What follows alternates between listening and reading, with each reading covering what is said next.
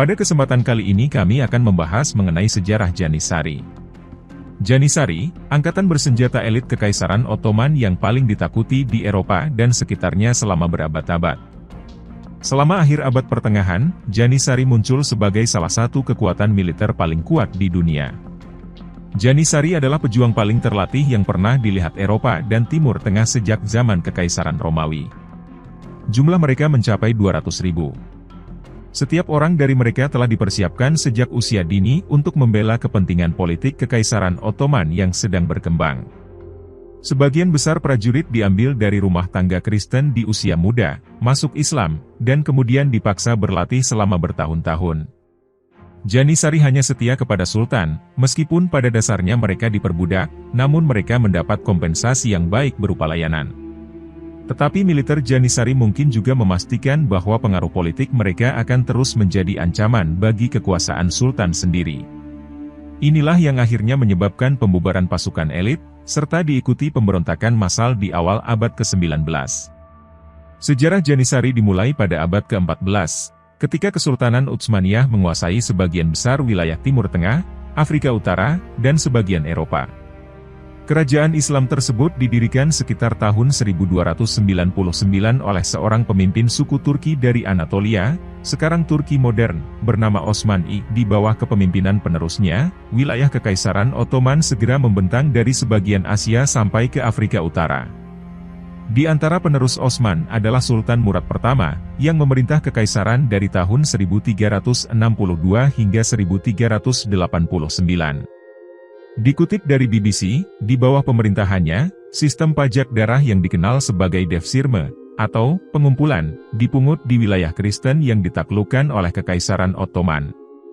Pajak tersebut melibatkan otoritas Ottoman untuk mengambil anak laki-laki Kristen berusia 8 tahun dari orang tua mereka, terutama keluarga di Balkan, untuk bekerja sebagai budak.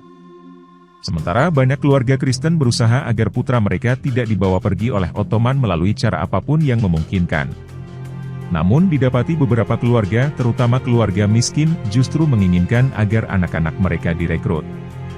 Jika anak laki-laki mereka terpilih menjadi Janissary, mereka setidaknya memiliki kesempatan untuk hidup bebas dari kemiskinan dan kerja paksa. Mungkin benar, nyatanya banyak Janissary menjadi sangat kaya. Kehidupan Janissary dalam Kekaisaran Ottoman tidak hanya sekadar cabang khusus korps militer, mereka juga memegang kekuasaan politik. Oleh karena itu, anggota korps ini menikmati sejumlah keistimewaan, seperti status khusus dalam masyarakat Ottoman, gaji yang dibayar, hadiah dari istana, dan bahkan pengaruh politik. Memang, tidak seperti kelas budak lain yang dikumpulkan melalui sistem devshirme. Janissary menikmati status sebagai orang bebas dan dianggap putra sultan. Pejuang terbaik biasanya diberi penghargaan dengan promosi melalui pangkat militer dan terkadang mendapat posisi politik di kekaisaran. Sebagai imbalan atas hak istimewa ini, anggota Janissary Ottoman diharapkan untuk masuk Islam, menjalani kehidupan selibat, dan berkomitmen penuh kepada sultan. Janissary adalah puncak kejayaan Kekaisaran Ottoman, mengalahkan musuh-musuh Kristen kerajaan dalam pertempuran, seringkali kehebatannya mengejutkan. Ketika Sultan Mehmed II merebut Konstantinopel dari Bizantium pada tahun 1453, sebuah kemenangan yang akan menjadi salah satu pencapaian militer paling bersejarah sepanjang masa, Janissary memainkan peran penting dalam penaklukan tersebut. Mereka adalah pasukan modern, jauh sebelum Eropa bersatu, kata Virginia Haji Aksan, Profesor Emeritus Sejarah di Universitas S1 High Pronunciation Master Kanada kepada Atlas Obscura. Eropa masih berkeliaran dengan ksatria dan kuda yang hebat, besar, dan berat. Pada awal abad ke-16, pasukan Janissary telah mencapai sekitar 20.000 tentara, dan jumlah itu terus bertambah. Begitu seorang anak dibawa oleh otoritas Ottoman, disunat, dan masuk Islam, mereka segera menjalani pelatihan tempur yang intensif untuk menjadi bagian dari Janissary. Janissary terutama dikenal dengan keterampilan memanahnya, tetapi prajurit mereka juga ahli dalam pertarungan tangan kosong. Ini adalah kombinasi yang menyeramkan untuk melengkapi artileri canggih Kekaisaran Ottoman. Seragam pertempuran pasukan Janissary tergolong tipis dibandingkan dengan pasukan lawan yang umumnya menggunakan baju besi berat.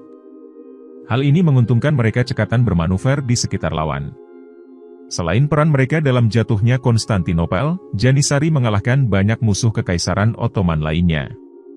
Mungkin momen terbesar dalam sejarah militer mereka adalah pertempuran Mohacs pada tahun 1526, di mana mereka menghancurkan seluruh kavaleri Hongaria dan membunuh Raja Hongaria Louis II. Kepala seluruh korps Janisari adalah Yeniceri Agas atau Aga Janisari, yang dianggap sebagai pejabat tinggi istana. Anggota terkuat sering naik pangkat dan mengisi posisi birokrasi yang lebih tinggi. Ketika Janisari Ottoman tidak memerangi musuh di garis depan, mereka diketahui berkumpul di kedai kopi sekitar kota.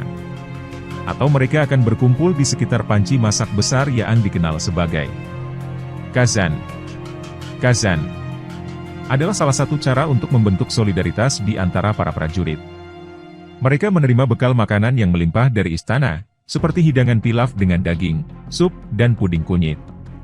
Selama bulan suci Ramadan, pasukan akan membentuk barisan ke dapur istana yang dikenal sebagai prosesi baklava, di mana mereka akan menerima penganan sebagai hadiah dari Sultan. Menerima makanan dari Sultan melambangkan kesetiaan. Namun, persembahan makanan yang ditolak adalah tanda masalah. Jika Janisari ragu-ragu menerima makanan dari Sultan, itu menandakan dimulainya pemberontakan. Dan jika mereka membalik Kazan, mereka akan memberontak. Ada beberapa pemberontakan Janisari sepanjang sejarah Kesultanan Utsmaniyah.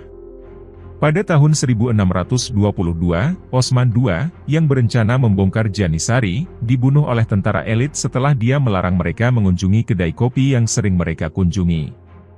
Juga pada tahun 1807, Sultan Selim III digulingkan oleh Janisari ketika dia mencoba memodernisasi tentara. Tetapi kekuatan politik mereka tidak akan bertahan selamanya.